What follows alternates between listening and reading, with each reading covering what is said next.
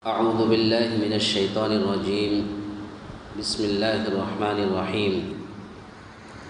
وقال الملك إني أرى 7 بقرات سمان يأكلهن 7 عجاف و7 سنبلات خضر وأخرى يابسات يا أيها الملأ أفتوني في رؤياي إن كنتم للرؤيا تعبرون. قالوا أضغاث أحلام وما نحن بتأويل الأحلام بعالمين. وقال الذي نجا منهما وادكر بعد أمة أنا أنبئكم بتأويله فأرسلون. يوسف أيها الصديق أفتنا في 7 بقرات سمان يأكلهن 7 عجاف و7 سنبلات خضر وأخرى يابسات لعلي أرجع إلى الناس لعلهم يعلمون. قال تزرعون 7 سنين دأبا فما حصدتم فذروه في سنبله إلا قليلا مما تأكلون. ثم يأتي من بعد ذلك 7 شداد يأكلن ما قدمتم لهن إلا قليلا مما تحسنون. ثم يأتي من بعد ذلك عام فيه يغاث الناس وفيه يعصرون.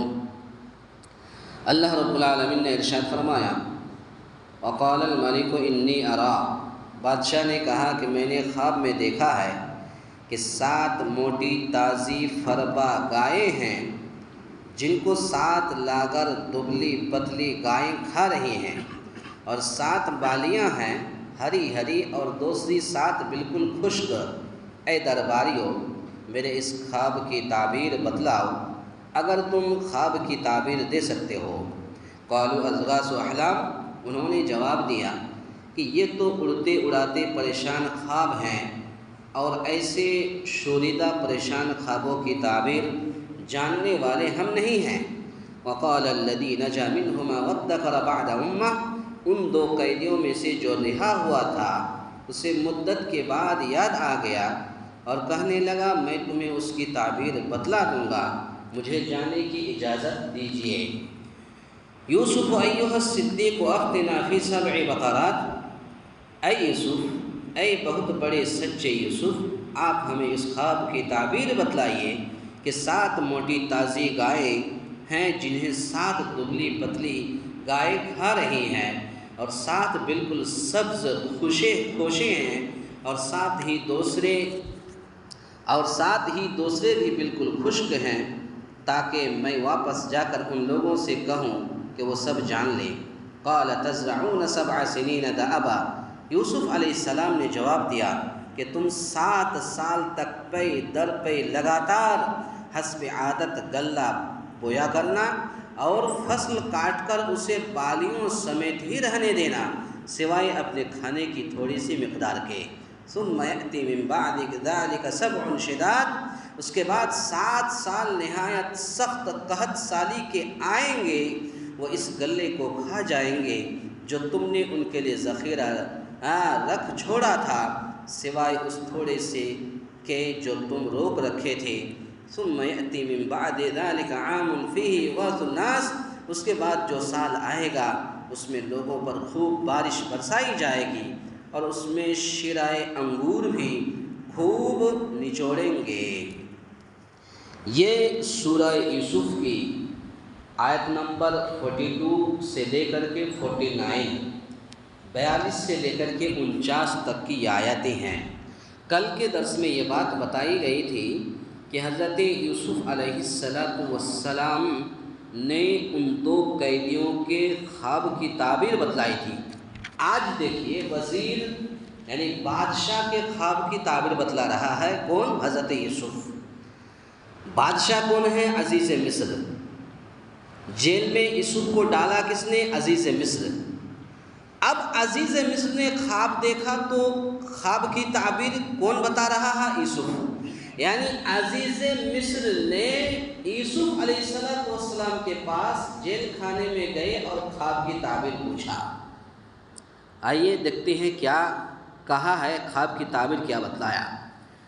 قالوا اضغاث احلام، اضغاث یہ زغسن کی جمع ہے، جمع اور جمع واحد آپ لوگ کہتے ہیں انگریزی میں سنگولر اور پلورل، تو اضغاث یہ پلورل ہے، اس کے سنگولر ہے رغسن کی، جس کے معنی ہے گھاس کے گٹھے۔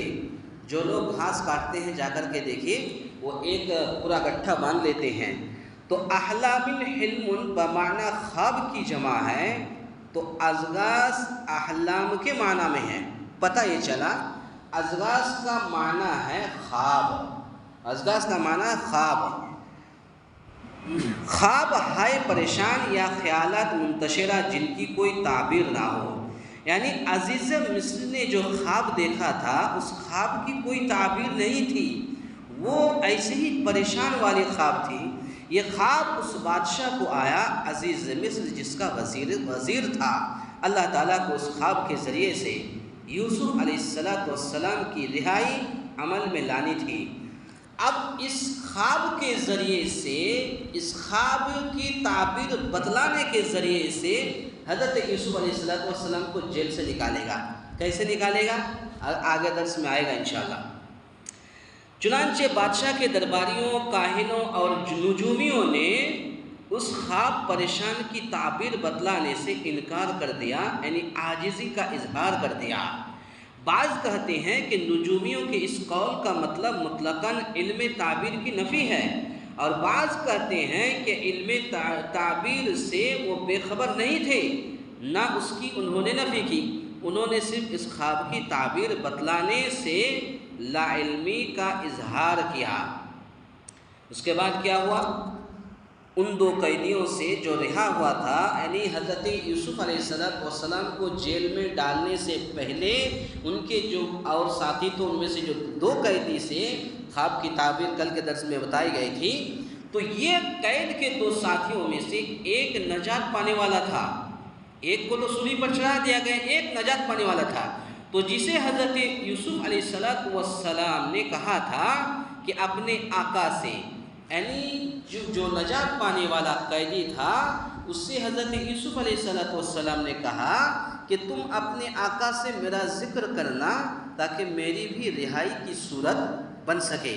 اسے اچانک یاد آیا اور اس نے کہا کہ مجھے مہلت دو، میں تمہیں آ کر اس کی تعبیر بتلاتا ہوں۔